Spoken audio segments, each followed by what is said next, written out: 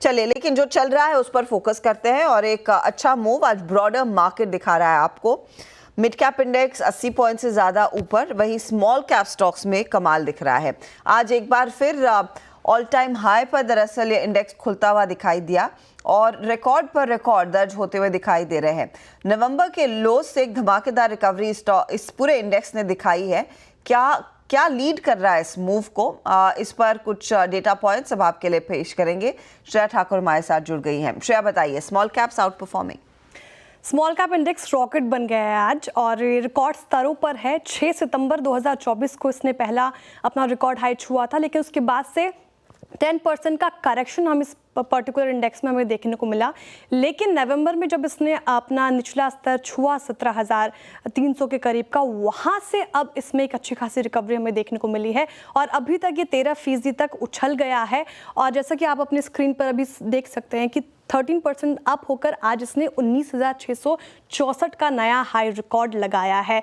100 small cap stocks में से 15 ऐसे स्टॉक्स हैं जिसने 20% से ज़्यादा की रिकवरी अपने पूरे अंतरकाल में दिखाई है अपने लो से, और 48 स्टॉक्स ऐसे हैं जो 10 से 20% तक अपने निचले स्तर से रिकवर हो चुके हैं। कुछ ऐसे स्टॉक्स पर नजर डालते हैं जो 20% से ज्यादा उछल गए हैं। उनमें सबसे पहले नंबर आता है स्वान एनर्जी का। जैसा कि आप देख सकते हैं 34% ये ऊपर उछला है। इसके बाद नंबर आता है एंजल वन का, 28% अपने निचले स्तरों से ये ज़्यादा ऊपर आ गया है। CDSL ये एक ऐसा स्टॉक है जिसमें हमें लगातार तेज़ी देखने को मिल रही है, अपने निचले स्तरों से 27% ऊपर है और इसने इस साल अब तक 100% से ज़्यादा का रिटर्न अपने निवेशकों को दे दिया है। Garden reach ship builder pairs में सबसे बेहतर परफॉर्म करता वो स्टॉक, निचले स्तरों से 26% ये ऊपर चढ़ गया है। त्रिवेणी में भी अच्छा खासा उछाल अपने लो से देखने को मिल रहा है, 24% रिकवर हो गया है। रेलवे स्टॉक्स में भी, स्मॉल कैप के रेलवे स्टॉक्स में भी अच्छी खासी तेजी देखने को मिल रही है। उस पर एक बार नजर डालते हैं तो आप देख सकते हैं जुपिटर वैगन, बॉगी बनाने वाली कंपनी, 28% अप है अपने निचले स्तरों से। इरकॉन 18 नवंबर को इसने अपना लो बनाया था, वहां से 27% का अपसाइड मूवमेंट यहाँ पे देखने को मिल रहा है। HBL पावर भी 26% ऊपर। रेल टेल में भी अच्छा खासा मूव 24% का अपने निचले स्तरों से देखने को मिल रहा है। लेकिन कुछ ऐसे स्टॉक्स हैं जिनसे हो नहीं पाया, उस पर एक बार नजर डालते हैं। एड्रिस लॉजिस्टिक 8% डाउन है। अंबर एंटरप्राइजेस पे भी डेंट पड़ता दिखा, लगातार टूटता जा रहा है, 7% अभी तक। सिग्नेचर ग्लोबल 5% टूटा है, वहीं HFCL में भी 2% का डेंट पड़ता दिखा हमें। तो कुछ स्टॉक्स पीछे के पीछे रह गए, लेकिन कुछ है जहां पर एक बहुत तगड़ा पुल बैक देखने को मिला है। शुक्रिया श्रेया इस अपडेट के लिए। तो दो सेक्टर्स आप कह सकते हैं जिनमें एक बहुत स्ट्रॉन्ग कमबैक रहा। एक श्रेया ने कहा रेलवे कंपनियां, दूसरा ऑफ कोर्स ये मार्केट से जुड़े हुए काउंटर्स, चाहे वो एंजल वन हो या फिर आपके CDSL जैसे काउंटर्स हो। इस पर पहले गौरांग मैं आपकी राय लेना चाहूंगी, क्योंकि हम सब जानते हैं मार्केट में किस तरह का डेडिकेटेड पैसा आ रहा है रिटेल निवेशकों की तरफ से।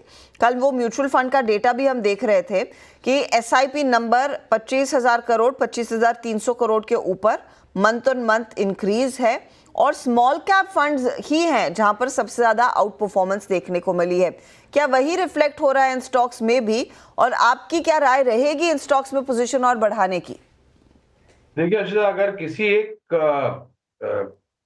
कंपनी या क्षेत्र को फायदा होगा वो है एसेट मैनेजमेंट कंपनीज। और मैं पिछले हफ्ते गुजरात भ्रमण कर रहा था और लोगों से मिल रहा था। निवेशकों को जागरूक करने का अभियान आगे बढ़ा रहे थे हम, हमारी कंपनी जियोजित फाइनेंशियल सर्विसेज की तरफ से। और जो मैं जमीनी स्तर पर लोगों को मिला और उनसे बातचीत की, एक बहुत बड़ा परिवर्तन आम निवेशक की सोच, समझ और समझदारी में आया है। और निरंतर अब ये लोग प्रयास कर रहे हैं कि किस प्रकार से आकर के हम शेयर बाजार से जुड़े, ताकि हमें भारत जो आगे बढ़ रहा है उसमें भाग लेने का अवसर मिले। और ये एक बहुत ही, मेरे ख्याल से मैं शायद बहुत कम आंकड़ा दे रहा हूं, लेकिन मुझे लग रहा है कि आने वाले 2-3 सालों में जो मात्रा में लोग जुड़ते जाएंगे, उससे जो AMCs हैं, मिसाल के तौर पर HDFC AMC हो गई, या फिर निप्पॉन इंडिया हो गया, या फिर आदित्य बिरला AMC हो गई, इन सभी जो भी दिग्गज कंपनियां जो कि अच्छा फंड परफॉर्म अच्छा कर रहा है, फंड मैनेजर अच्छा निरंतर सुधार कर रहा है अपनी रणनीति में और रिटर्न खड़ा करके दे रहा है, इन सभी को फायदा हुआ। इसके साथ साथ हर्षिता मुझे लग रहा है प्लेटफॉर्म प्रोवाइडर कंपनीज, उसके साथ साथ सर्विसेज कंपनी लाइक डिपॉजिटरीज और इंटरमीडिएटरीज, इन सभी को फायदा होगा, क्योंकि भारत का शेयर बाजार हम ये मान के चल रहे हैं कि आने वाले 3 साल 5 साल या उससे ज्यादा निरंतर आपको 12-15% के आसपास सालाना इंडेक्स की मैं बात कर रहा हूँ रिटर्न देने की क्षमता रख सकता है। तो ये बेसिकली कैम्स जैसे काउंटर्स, एएमसीज जैसे काउंटर्स, इन पर आपकी नजरें होनी चाहिए। विकास, एंजल वन, सीडीएसएल, कैम्स, इनमें से कोई आप ट्रैक करते हैं? कुछ मौका मिल रहा है? देखो सीडीएसएल मैंने देखा हुआ था, यहाँ पे अभी भी ट्रेंड अभी भी पॉजिटिव है। वीकली चार्ट, डेली चार्ट, सब में ये ऑल ऊपर की रेंज में ट्रेड करते हुए देखने मिल रहा है। अभी भी उसमें एक पोटेंशियल मुझे लगता है कंटिन्यू हो सकता है। जो प्राइस एक्शन का जो ऊपर में जो रेंज निकल के आ रही है वो 2140 के आसपास एक नेक्स्ट यहाँ से एक टारगेट बनते हुए देखने मिल रहा है। नीचे में जो अभी ये बेस बना चुका है 1860 1870, एक अच्छा बेस यहाँ पे देखने मिला है। लास्ट 4 दिन में हमने देखा है कि इसी रेंज में वो ट्रेड करते हुए देखने मिल रहा था।